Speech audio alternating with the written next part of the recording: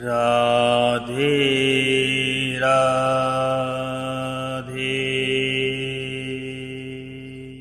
श्री कुंज बिहारी श्री हरिदास। हरि भक्तों, आज हम श्रीमद् भगवत गीता के 13वें अध्याय का श्रवण करेंगे। इसका नाम है क्षेत्र क्षेत्रज्ञ योग। इसका पाठ हम मूल भाषा संस्कृत में ही करेंगे। हिंदी में हमने पहले ही ऑडियो अपलोड की हुई है, जिसमें पद्म पुराण में वर्णित महात्म्य के साथ प्रत्येक अध्याय का हिंदी रूपांतरण है। अब मूल भाषा संस्कृत ही क्यों?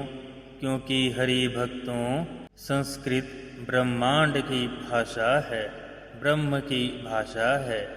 चाहे इसका हमें अर्थ समझ में आए चाहे ना आए, यह अपना प्रभाव सर्वोत्तम डालती है।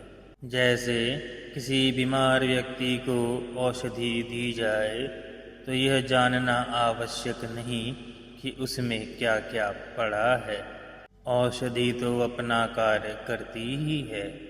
ऐसे ही आत्मा की मोक्ष और मुक्ति के लिए केवल संस्कृत भाषा ही अपना प्रभाव डालती है। कई शोधों में यह पाया गया, जैसे नासा के भी गायत्री मंत्र श्लोक के प्रयोग में यह पाया गया कि संस्कृत भाषा में उच्चारण होने वाले श्लोकों का सर्वाधिक प्रभाव मनुष्यों पर पाया गया और अन्य भाषाओं का आसपास भी नहीं था। और साथ ही यह भी पाया गया कि संस्कृत भाषा के उच्चारणों की फ्रीक्वेंसी ब्रह्मांड की फ्रीक्वेंसी से मैच करती है। और हमारे पुराण तो कहते ही हैं, संस्कृत भाषा स्वयं ब्रह्म की ही भाषा है।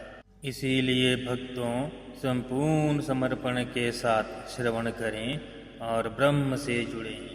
आरंभ करने से पहले आप सबसे प्रार्थना है कि सनातन धर्म के शुद्ध ज्ञान प्रसार के लिए हम यह जो प्रयास कर रहे हैं, आप चैनल को सब्सक्राइब करके इसकी रीचेबिलिटी बढ़ाकर हमारे प्रयास को सफल बनाकर हमें कृतार्थ करें।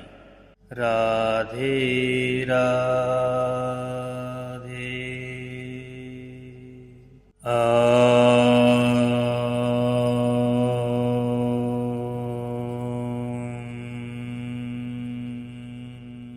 श्री परमात्मने नमः। अथ त्रयोदशोऽध्यायः।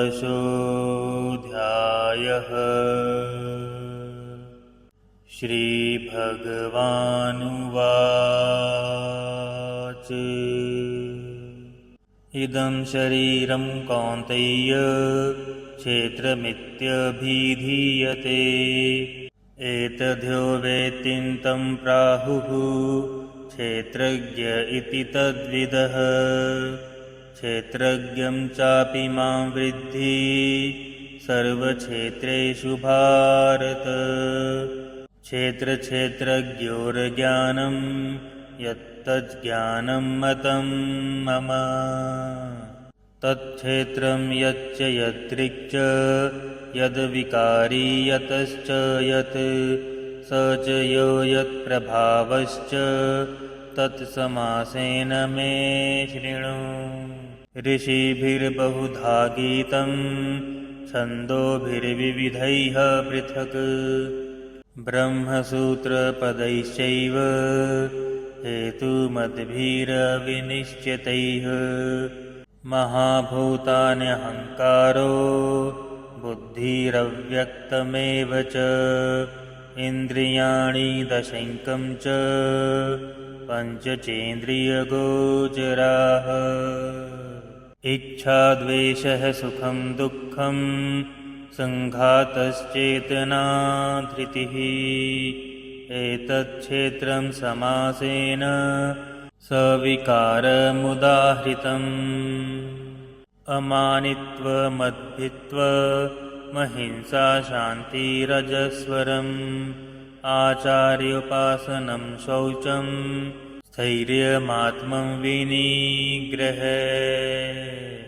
इन्द्रियार्थेषु वैराग्यमनहङ्कार एव च जन्ममृत्युजराव्याधि दुःखदोषानुदर्शनम् आसक्तिरन्भिष्वङ्गः पुत्रदारगृहादिषु नित्यं स समचित्वमिष्टानिष्टोपपत्तिषु मयि चान्ययोगेन भक्तिरव्यभिचारिणी विविक्तदेशसेवित्वमर्तिर्जनसंसदि अज्ञानतं ज्ञाननित्यत्वं तत्त्वज्ञानार्थदर्शनम् एतज्ज्ञानमिति प्रोक्तमज्ञानं यद्तोऽन्यथा ज्ञेयं यत् तत् प्रवक्ष्यामि यत् ज्ञात्वामृतमश्नुते अनादिमत्परं ब्रह्म न सत्तन्नासदुच्यते सर्वतः पाणिपादं तत् सर्वतोक्षिसुरामुखं सर्वतः श्रुतिमल्लोके सर्वमावृत्य तिष्ठति सर्वेन्द्रियगुणाभासं सर्वेन्द्रियविवर्जितम् आसक्तं सर्वभृच्चैव निर्गुणं गुणभोक्तृ बहिरन्तश्च भूतानामचरं चरमेव च सूक्ष्मं त्वात् तद्विज्ञेयं दूरस्थं चान्तिके च तत् अविभक्तं च भूतेषु विभक्तमिव च स्थितं भूतभृच्च तज्ज्ञेयं ग्रसिणो प्रभविष्णु च ज्योतिषामपि तज्ज्योतिस्तमसः परमुच्यते ज्ञानं ज्ञेयं ज्ञानगम्यं हृदि सर्वस्य विशिष्टितम् प्रकृतं पुरुषं चैव विद्यनादि उभावपि विकारांश च गुणांश चैव वृद्धि प्रकृतिसम्भवान् कार्यकरणकृत्तत्वे हेतुप्रकृतिरुच्यते पुरुषः सुखदुःखानां भोक्तृत्वे हेतुरुच्यते पुरुषः प्रकृतिस्थो हि भुङ्गते प्रकृतितान् गुणान् कारणं गुणसङ्गोऽस्य सद्योनिजन्मसु उपदृष्टानुमान्ता च भर्ता भोक्ता महेश्वरः परमात्मेति चाप्युक्तो देहिस्मिन् पुरुषः परः य एव वेत्ति पुरुषं प्रकृतं च गुणैः सह सर्वथा वर्तमानोऽपि न स भूयोऽभिजायते ध्यानेनात्मनि पश्यन्ति केचिदात्मानमात्मना अन्यसाङ्ख्येन योगेन कर्मयोगेन चापरे अन्यैतवेम जानन्तः श्रुत्वा न भेय उपासते तेऽपि चातितरन्त्येव मृत्युं श्रुतिपरायणाः यावत् सञ्जायते किञ्चित् सत्वरं स्थावरजङ्गमं क्षेत्रक्षेत्रज्ञसंयोगात् तद्वृद्धि भरतशर्व सर्वेषु भूतेषु तिष्ठन्तं परमेश्वरं विनश्यतस्व विनश्यन्तं यः पश्यन्ति स पश्यति सम्पश्यन् हि सर्वत्र संविशिष्टिमीश्वरं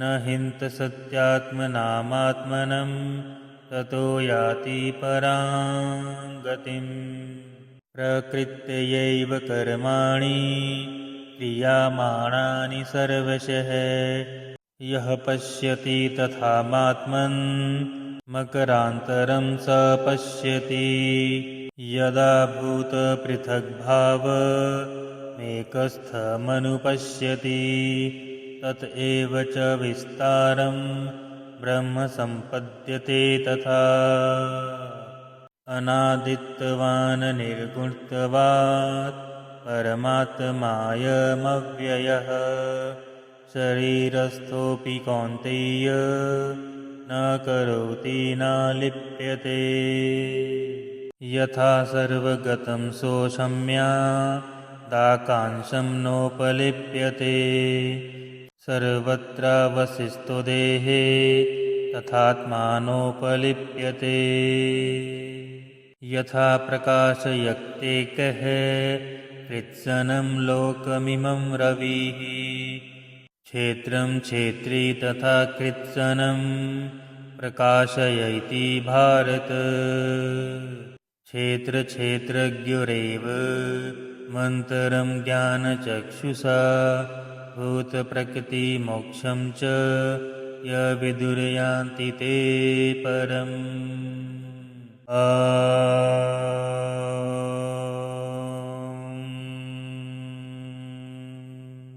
तत्सदिति श्रीमद्भगवद्गीतासु उपनिषत्सु ब्रह्मविद्यायां योगशास्त्रे श्रीकृष्णार्जुनसंवादे क्षेत्रक्षेत्रज्ञविभागयोगो नाम त्रयोदशोऽध्यायः। राधे राधे।